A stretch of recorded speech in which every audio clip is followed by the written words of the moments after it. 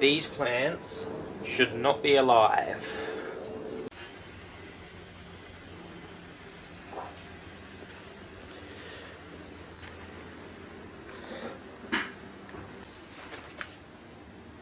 This is Theobroma Cacao, and this one is Mamey Sapote. Two very tropical plants, not designed for cold winters. Let's start with Theobroma Cacao. This one is from the equator. Always warm. No winter at all most of the time. No cold at all really at all. It is not designed for an Australian winter, let alone a winter anywhere else in the world, to the pretty much full extent you can say it. This one should not be alive. This one didn't get that memo though. What is keeping this alive is this greenhouse structure. Right now it's cooling down in there because I've opened it up, but it is a noticeable few degrees difference, few degrees up, pretty much at all times, which is one thing that has severely helped it stay alive. If you look at the leaves, that's green. There's no wilting, there's no yellowing. There's a little bit of sunburn here, but that's from when it was originally out in the sun, when it was suffering from the cold. Theobroma Cacao is the chocolate tree. It needs the tropics, not any form of cold or anything else other than warmth and humidity, which is why it is staying alive right now, because it is in this greenhouse. If it didn't have this greenhouse, I personally think this would be doing a lot worse. Let's move on to Mamey Sapote. This one is from Mexico. Again, a very warm climate, as well as some parts of America. America can get cold. It's just where this one is from, it's not as severe. Again, as I said, a tropical plant. Do you see any dying? Do you see any wilting? No, because it appears this one didn't get the memo, and I'll tell you why. I think it's genetics wise. Because this was grown down in New South Wales, here in Australia. I brought the seed up here to Queensland where I am. This is probably just, it's not proven or anything, this theory, but I think it's a big thing to do with how the seed was sprouted and where it was sprouted here in a more cold time of year. Although this was sprouted more in the warmer months, but as it was initially growing last year, it's started towards the cold seasons, but it was still warm.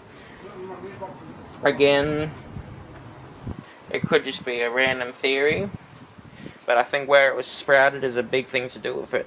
But going back to the tropics, it should not be alive. It is from the tropics, not the subtropics here, because it is subtropical in my region, but the tropics, where hot, humid, sweaty, moisture everywhere kind of tropical. But do you see any browning or yellowing or anything on these leaves? No, they're actually very healthy. One common thing, which gives me an idea with Mamey Sapotes, is their underleaf usually has a red tinge to it or some form of colour.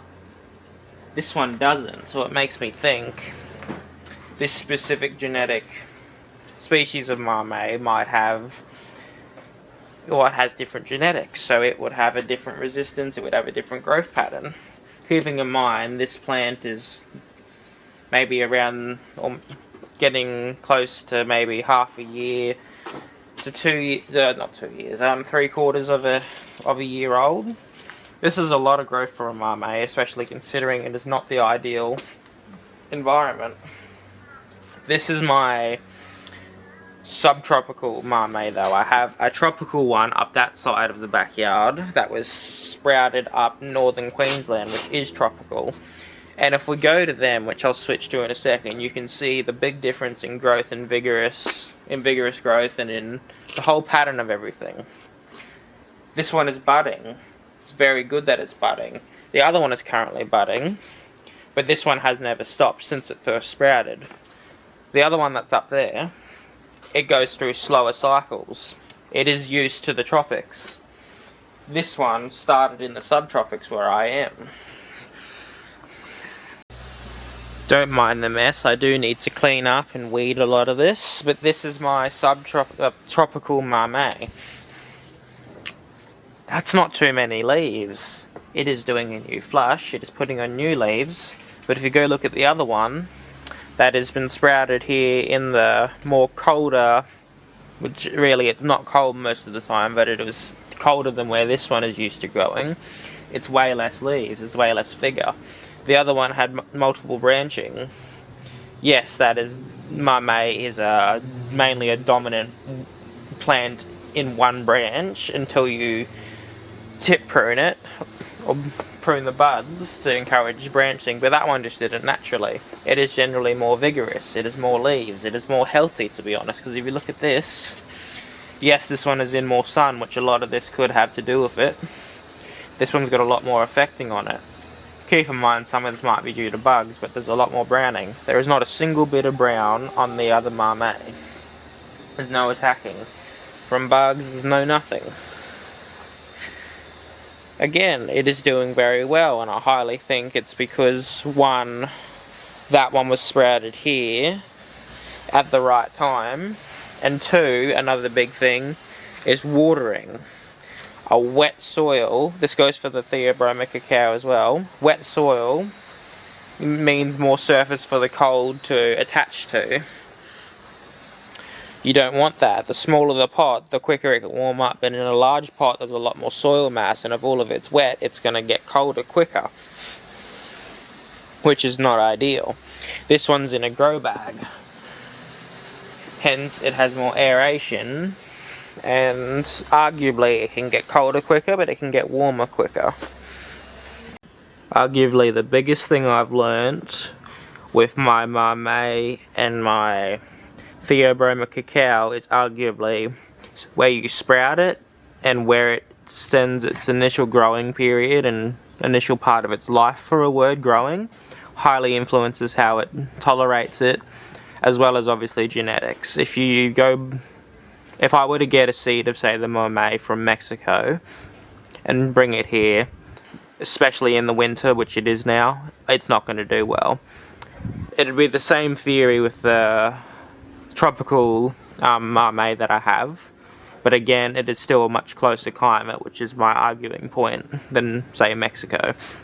Theobroma Cacao, it should be dead, that is the honest truth, but this greenhouse is saving it. The extra humidity, that sun is very bright, I am sorry for pointing you there, but the extra humidity, you know, the watering, the consistent moisture, the trapped heat, it helps it. But anyway, I hope you enjoyed my video. I am still working on my next videos to come. But anyways, that's a topic for another day, but they will be out soon. Thank you for watching. I'd appreciate it if you like and subscribe. If you have any questions, please go ahead and comment it. If you want to say anything at all, go and comment it. I appreciate everything everyone has to say. Again, thank you for watching, and I shall see you in the next one.